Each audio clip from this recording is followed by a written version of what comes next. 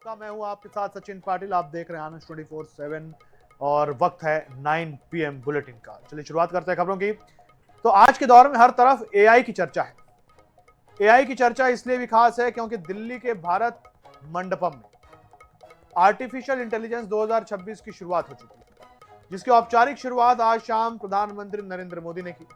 यह एक्सपो 20 फरवरी तक चलने वाला है, जिसमें दुनिया भर के टेक दिग्गज, बड़ी कंपनियों के सीईओज, 20 देशों के राष्ट्रीय अध्यक्ष शामिल होंगे। एक्सपो एआई के व्यवहारिक प्रदर्शन का एक राष्ट्रीय मंच होगा, जो वर्ल्ड टेक्नोलॉजी कंपनियों, स्टार्टअप, शिक्षाविदों और अनुसंधान संस्थानों, केंद्रीय मंत्रालयों के साथ में राज्य सरकारों और अंतर्राष्ट्रीय भागीदारों को एक साथ लाएगा। एक्सपो में फ्रांस के राष्ट्रपति इमैनुअल मैक्रों, यूएई के क्राउन प्रिंस शेख खालिद बिन मोहम्मद, ब्राजील के राष्ट्रपति लुइस इसानियो लूला दा सिल्वा और स्पेन के राष्ट्रपति पेड्रो सांचेज शामिल होंगे। इसके अलावा भूटान, श्रीलंका, नीदरलैंड, स्विट्जरलैंड और मॉरिशस जैसे देशों के प्रधानमंत्री और राष्ट्रपति भी शिरकत करेंगे।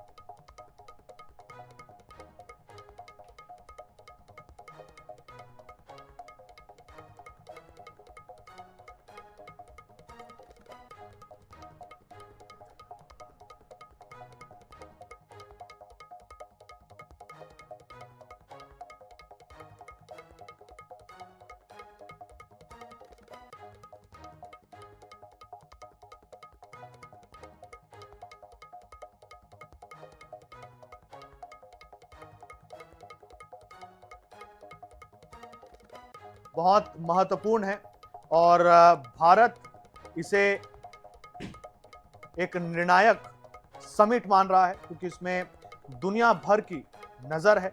बड़े बड़े देशों के राष्ट्रीय अध्यक्ष इस समिट में शामिल होंगे।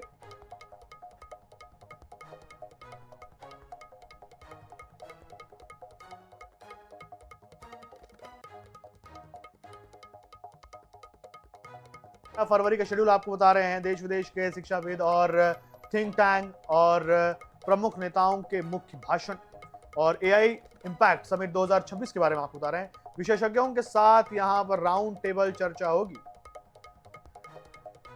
पॉलिसी से जुड़े पैनल डिस्कशन भी होगा। एआई को किस तरीके से मानव जीवन के सुधार में किस तरीके से उपयोग में लाया जाए, किस तरीके से एआई को हम कंस्ट्रक्शन की तरफ लेकर के जाएं, ना कि डिस्ट्रक्शन की तरफ हम लेकर के जाएं। और भारत में ऐसे भी बहुत सारी चुनौतियां हैं, उसमें किस तरीके से एआई को हम इस्तेमाल कर सकते हैं। और ये एआई का जो महाकुंभ है, यानी कि एआई इंपैक्ट एक्सपो 2026, जिस पर दुनिया भर की नजर है, इसका उद्घाटन प्रधानमंत्री नरेंद्र मोदी ने किया और पूरी दुनिया इसे देख रही है, क्योंकि बड़े बड़े देशों के राष्ट्रीय अध्यक्ष जो हैं वो इस समिट में शामिल होंगे, जैसे कि इमैनुअल मैक्रों। ये देखिए, शोध, नए निष्कर्ष और नीति से जुड़ी महत्वपूर्ण जानकारियां यहां पर पेश करेंगे जो विशेषज्ञ हैं। सीईओ राउंड टेबल, जिसमें जिम्मेदार एआई और निवेश के रास्ते पर चर्चा होगी। जीपीएआई काउंसिल की बैठकें भी इसमें होंगी। ये बहुत ही महत्वपूर्ण है। पीएम मोदी उद्घाटन समारोह को संबोधित करेंगे। बिल गेट जैसे 100 से ज्यादा ग्लोबल दिग्गज इसमें शामिल होंगे। ये विश्व स्तरीय एआई समिट, जो कि भारत इसकी मेजबानी कर रहा है, ये भारत में हो रहा है और ये इतना व्यापक है कि इसकी तुलना महाकुंभ से की जा रही है। और इसी एक्सपो का प्रधानमंत्री नरेंद्र मोदी ने उद्घाटन किया। इस तरीके से दुनिया अब तेजी से एआई की तरफ बढ़ रही है, आर्टिफिशियल इंटेलिजेंस की तरफ बढ़ रही है। ऐसे में भारत जब 1.5 अरब लोगों का देश है, और तो ऐसे में बहुत ये महत्वपूर्ण हो जाता है कि एआई को हम इस तरीके से इस्तेमाल करें कि हमारी जो इतनी बड़ी पॉपुलेशन है और हमारी जो ग्रोथ है, इसमें ये एआई निर्णायक साबित हो और दुनिया की रेस में हमें आगे रहना है। मध्य प्रदेश में बजट सत्र आज से शुरू हो गया है। राज्यपाल के अभिभाषण पर विपक्ष ने जमकर हंगामा किया, जिसके बाद सीएम डॉक्टर मोहन यादव ने एक बार फिर विपक्ष पर निशाना साधा। कहा, कांग्रेसी बड़े ही नादान हैं, समझने में गलती करते हैं।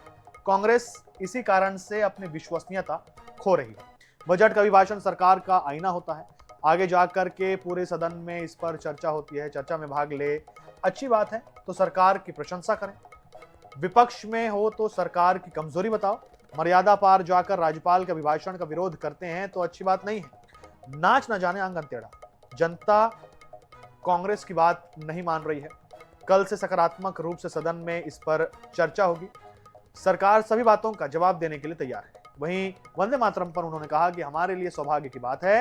वंदे मातरम का आनंद प्रधानमंत्री की भावना के अनुसार भारत सरकार ने निर्देश जारी किए।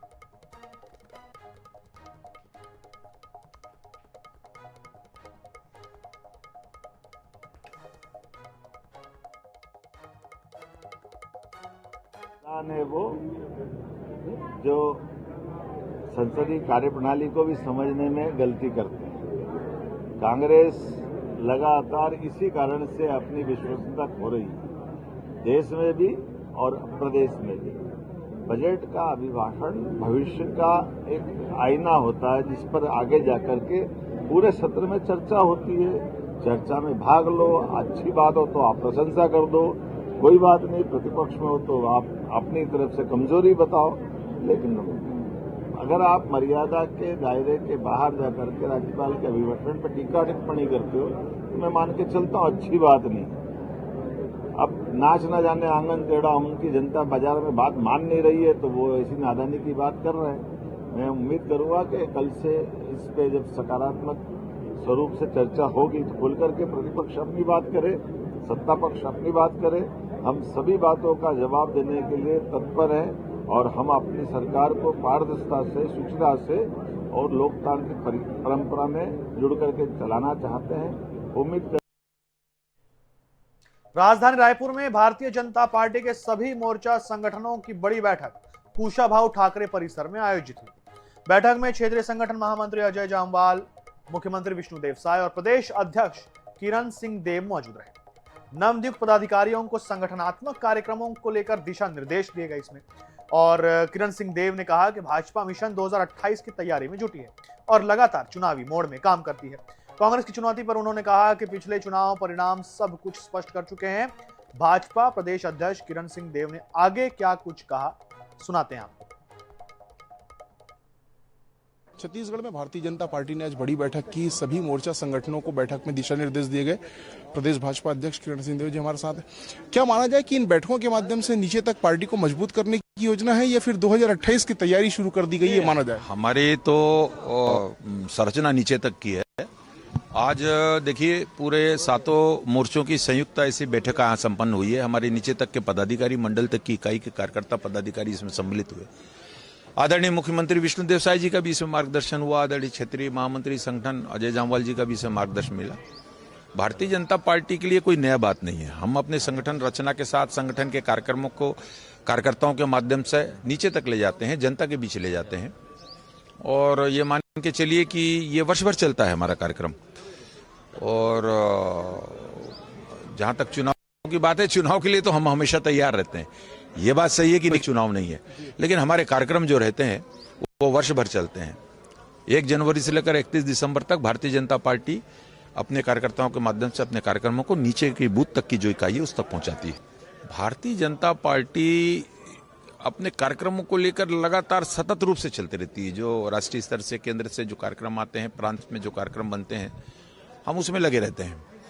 जहां तक मामला है कि हमारे छत्तीसगढ़ की श्रेष्ठ जनता ने और लोकसभा, विधानसभा, हमारे नगरीय निकाय और त्रिस्तरीय पंचायत, इन सभी चुनाव में भारतीय जनता पार्टी को अपना प्रेम और विश्वास दिया। मैं उनका अभिवादन करता हूं, अभिनंदन करता हूं। इस बात को ध्यान में रखकर आदरणीय प्रधानमंत्री नरेंद्र मोदी जी की जो कल्याणकारी योजना है, भारतीय जनता पार्टी का कार्यकर्ता इनमें भी संवाहक के रूप में काम करता है। तो भारतीय जनता पार्टी की अपनी कार्यशैली है, कार्य करने की पद्धति है। हम दूसरी पार्टी क्या कर रही है, क्या नहीं कर रही है, कांग्रेस क्या कर रही है, क्या नहीं कर रही है, अब विपक्ष में है, अब उनका काम बोलने का है, वो बोलेंगे। मुकाबले में भी देख पा रहे हैं कि नहीं? नहीं, मैं इस पर टिप्पणी नहीं करता। मुकाबला नहीं, हमको अपना काम करना है। संगठन का काम हम करते हैं और सरकारों में रहकर सरकार की जो कल्याणकारी योजना है वो निर्बाध गति से जनता तक पहुंचे, उसका लाभ मिले, इस दृष्टि से पूरी भारतीय जनता पार्टी चीजों को लेकर और नीचे तक पहुंचती है। ये किरण सिंह देव जी जिनका कहना है कि भारतीय जनता जनता पार्टी संगठन की कार्य पद्धति के अनुरूप काम करती है और उसी शैली में आज जो प्रदर्शन भी जो कार्यकर्ता है उनको दिया गया है। कैमरामैन भूपेश जांगड़े के साथ गौरव शर्मा, इस 24/7 रायपुर। अलीराजपुर के चंद्रशेखर आजाद नगर में हाई वोल्टेज ड्रामा देखने को मिला, जहां एक युवक पत्नी से विवाद के बाद बीएसएनएल के मोबाइल टावर पर चढ़ गया। देखते ही देखते मौके पर बड़ी संख्या में लोगों की भीड़ जमा हो गई। सूचना मिलते ही पुलिस भी मौके पर पहुंच गई। इस दौरान करीब 1 घंटे के बाद युवक को नीचे उतारा गया। युवक ने नीचे उतरते के बाद बताया कि उसका पत्नी से आए दिन विवाद होता रहता है, जिससे तंग आकर वो टावर पर चढ़ गया था। वहीं नायब तहसीलदार ने यह बताया कि युवक और उसके परिजनों को थाने बुलाकर समझाइश दी जा रही है। ये देखिए, तस्वीर देखिए आप जरा। इतने ऊंचे टावर पर यह युवक चढ़ गया था और बड़ी समझाइश के बाद युवक को नीचे उतारा गया। कारण क्या था? पत्नी से विवाद। 1 घंटे तक युवक का यह ड्रामा चलता रहा, हाई वोल्टेज ड्रामा। और 1 घंटे के बाद युवक जो है वो नीचे आ गया। घर वाले इतनी बोलती है, इतनी भाषण करती है, रोज कमा के लाता है। भंगार तो अपने तो ढेर लगाते हैं रोज, तो अपन रोज भंगार बन के लाता हूँ, रोज ढेर लगाते। तो मैं इसकी जानकारी के लिए बोल रहा हूँ, भगवान के लिए मेरे को दूसरी पत्नी कराना चाहिए है। मेरे घर वाले ने अंदर लेके गया, मैंने 2 हफ्ता हमारा नचा दिया। भीड़ मतलब अब अपन के क्या बोलूँगा, मेरे को दूसरी पत्नी कराएंगा, उससे कमा के खिलाऊंगा मैं तो। हाँ, ये युवक है लंकेश पिता चौपन सिंह, निवासी ये मूलतः उज्जैन के हैं, पारदी जाति के लोग हैं, यहाँ रुके हुए हैं। उसकी कुछ पारिवारिक समस्या थी और पत्नी को लेकर झगड़ा हुआ था, पति पत्नी में, उसको लेकर के ऊपर चढ़ गया था। उसका ये कहना है कि मुझे दूसरी शादी करनी है, इसके साथ नहीं रहना है। बुला लिया है, इनके परिवार वालों को भी बुला लिया है, थाने बिठा दिया है और जो भी होगा समझाइश दे करके उसका समाधान हो भी जाएगा। जबलपुर के जिला अस्पताल में सीनियर नेत्र रोग विशेषज्ञ डॉक्टर हेमलता श्रीवास्तव का रविवार को लंबी बीमारी के बाद निधन हो गया। 80 वर्षीय डॉक्टर हेमलता के निधन के बाद उनकी 50 करोड़ रुपए की संपत्ति को लेकर सवाल उठ रहे हैं। राइट टाउन निवासी डॉक्टर हेमलता पिछले महीने इलाज के लिए अस्पताल में भर्ती हुई थी, जहां रविवार को उनकी मौत हो गई। उनके पति और बेटे का पहले ही निधन हो चुका था। उनकी छोटी बहन शांति तिवारी ने शव का अंतिम संस्कार किया। एसडीएम संदीप जायसवाल के अनुसार संपत्ति को लेकर जांच एसडीएम कोर्ट में चल रही है और पुलिस प्रशासन ने सुरक्षा के कड़े इंतजाम किए हैं। हमारे तो पारिवारिक संबंध थे और मैडम के साथ में कुछ लोगों ने अनजस्टिस किया है, उनकी प्रॉपर्टी हड़पी है।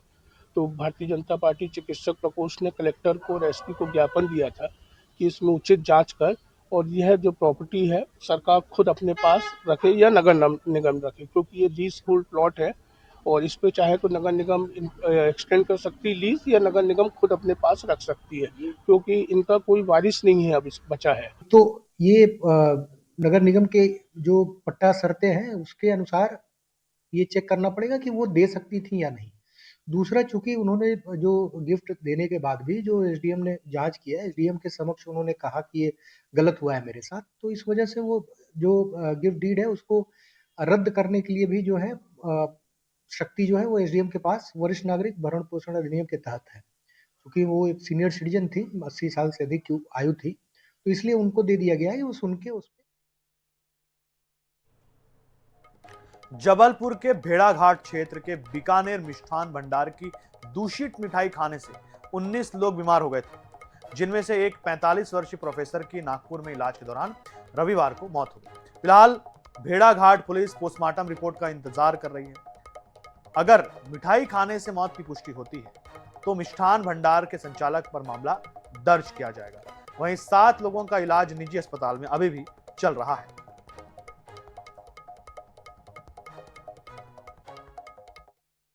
थाना प्रभारी भेड़ाघाट के द्वारा बताया गया कि त्रिपुर सुंदरी मंदिर में सुहागले के कार्यक्रम में बीकानेर स्वीट से लाए गए जो भेड़ाघाट में दुकान है वहां से लाए गए मिठाई खाकर कुछ लोग बीमार पड़ गए थे, जो अलग अलग अस्पतालों में इलाज करा रहे थे। उसमें से एक व्यक्ति इंद्रपाल पटेल जो था उसकी मृत्यु हो गई है, जिसमें मृत पंजीबद्ध है। इसमें थाना प्रभारी द्वारा ये बताया गया कि जो खाद्य विभाग के अधिकारी हैं उनने उस होटल से सैंपल भी लिया है, इसमें खाद्य विभाग से जो रिपोर्ट आएगी और मर्ग जांच में जो कथन आएंगे, इन दोनों रिपोर्टों को मिलाकर जो साक्ष्य प्राप्त होगा उसके हिसाब से इसमें जिन व्यक्तियों की लापरवाही पाई जाएगी उन पर कार्रवाई सुनिश्चित की जाएगी। विदिशा में बड़ी संख्या में एक्सपायरी दवाइयां और इंजेक्शन फेंकने का मामला सामने आया है। बेतवा नदी के महल घाट के पास नदी के किनारे बड़ी संख्या में एक्सपायरी दवाइयां और इंजेक्शन बरामद हुए। स्थानीय लोगों का कहना है कि दवाइयों से बीमारी फैलने का खतरा हो सकता है। स्वास्थ्य विभाग को मामले की जानकारी दी गई है, लेकिन दवाइयों के स्रोत का पता अभी तक नहीं चल पाया है। तस्वीर देखिए। ये नहाने आया था मैं देख के सोचा अब इनकी बहुत दवाई पड़ी, कोई ढोर बचिए खा ले वे, नदी में जा सकते हैं, अपन भी नहा धो सकते हैं, तो रिएक्शन अपन भी कर सकती है, कुछ भी हो सकता है। से कहीं ऐसे रखना दी जहाँ पे मुकाम होवे, चाहे थोड़ी फेंके जावे। तो यहाँ देखा जी बहुत सारी दवाइयाँ पड़ी हुई है एक्सपायर डेट की, अब इसे जानवर वगैरह खाएंगे और भी कोई उठाकर ले जाए, नुकसान है इससे। तो वहाँ से तो बहुत ज्यादा नुकसान है। बिल्कुल कहीं ना कहीं यहाँ इसकी जगह वहीं डिस्प्यूट करना चाहिए।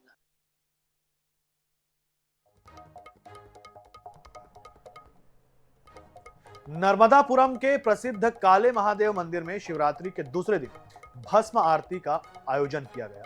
शिवनवरात्रि के तहत 10 दिन भव्य कार्यक्रम आयोजित किए गए, जिसमें भगवान शिव की शोभा यात्रा भी निकाली गई। दोपहर 12 बजे भगवान काले महादेव की अर्धनारीश्वर श्रृंगार का भस्म आरती की गई। यह भस्म आरती उज्जैन के तर्ज पर सिर्फ शिवरात्रि के दूसरे दिन होती है। आरती में सैकड़ों श्रद्धालु दर्शन करने के लिए पहुंचे।